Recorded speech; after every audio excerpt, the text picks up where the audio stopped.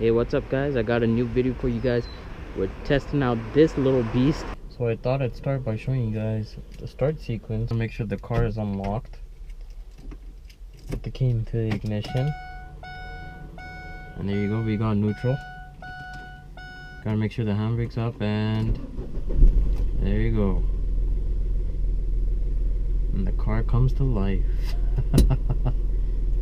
Not a very interesting sound, but nonetheless, that's not the purpose of this vehicle. And we're in gear, and clutch is engaging, and we're off. Alright, so as we all know, the car's purpose is to be a cheap car to drive. It's going to be economical because it's a diesel, so it does that very well. Okay, so Smart themselves claim that this car will do 71 or 72 miles per gallon, which is absolutely insane. The tank itself only takes about $25 to fill, and that's here in Canada, where I find it's pretty expensive. So say you put $25 in the tank, that'll get you about around 600 something kilometers, which is actually really decent for how much you're paying. The running costs on this car are going to be actually pretty cheap as well. So the insurance and the plates for the car are going to be really cheap.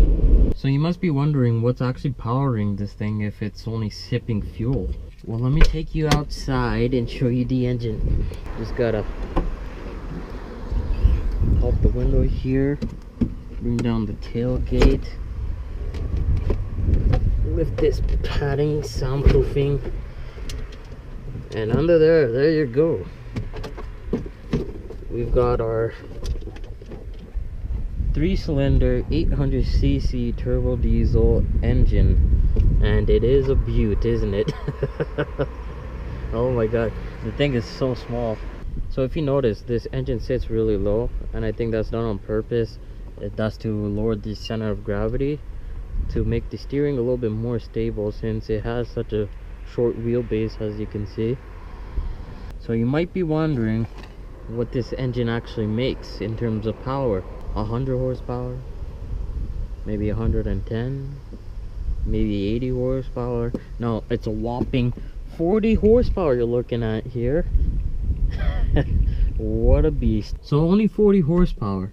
That's my biggest problem with this car. The power is not usable whatsoever. This car is marketed for the city, yet the city is probably the worst place to drive this car, and I'll get into that more a little bit later. So there's no pickup whatsoever. Let me give you an example here. Alright, so say you're coming to a red light and you want to turn right on the red light. You look to your left, you see there's a guy maybe a distance away, and you think to yourself, you probably have enough space, right? In a normal car you would, but this ain't no normal car. This is Smart CDI. I don't know why I went hillbilly there. So you go to floor the car, and you soon realize that you don't have enough space. Now this guy, he's gonna be straight on your ass, and he's not gonna be happy about it, and you're gonna be thinking he's crazy for driving like a maniac, but yet you're the crazy one for impeding traffic here. So that's probably one of the most common mistakes people will probably make the first time they drive this car, is the misconception of the speed and misjudgment of how slow this thing actually is. Now we know that this car is made for speed, right? But I want to demonstrate to you how slow this thing actually is. So I did a 0 to 60 or 0 to 100 kilometers test to demonstrate how slow this thing actually is. I mean, look at the thing, it only goes up to 140 kilometers.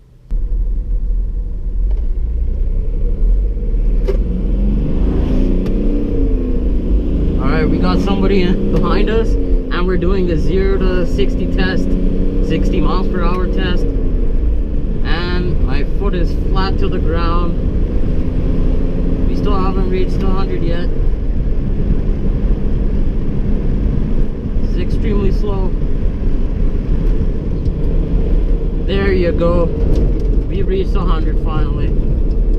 Oh my god. That is absolutely horrendous.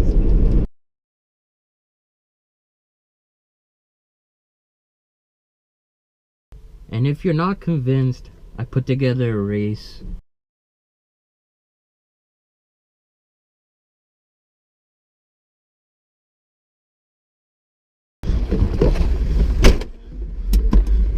So moving on to the styling. I hate it. I absolutely hate it. But then again, I'm a man, so I'm really not the targeted buyer here. But I mean, look at it. I mean, it's so plain inside. I mean, I know that this car is supposed to be cheap and all, and cheap to run, but I mean, come on, give the people something, you know? A little side note here. People do not think you're cool in this car. It's very hard to pull off this car. Unless you're a woman, it looks completely normal. Another thing that I noticed is the trim model. They named it the Passion. And I thought that was very clever of them, because usually trims will be like a sport or a luxury or a highline or whatever it is.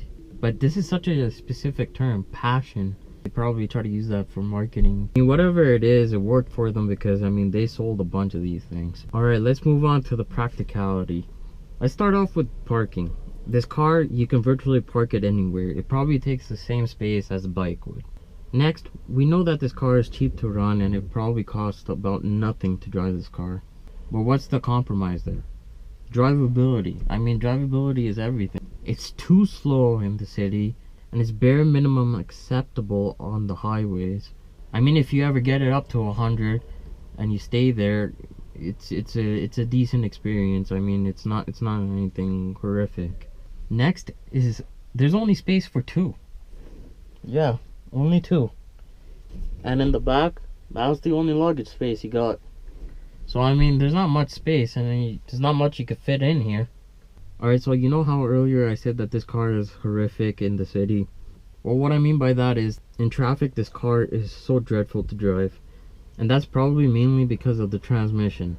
The transmission is an automated manual gearbox, so as you probably noticed before, there is no parking brake. The car is just in neutral, and you got your gears to the left here, and you're in gear and you just go. But the transmission is so bad, and I really don't get it, because the transmission itself is made by Getrag. Alright, so automated manual gearbox. So what that means is that there's a clutch just like a conventional manual gearbox, but it's just automated to engage and disengage in order to do the gear shift. So in order to engage the clutch, you gotta press on the gas and it'll automatically figure it out.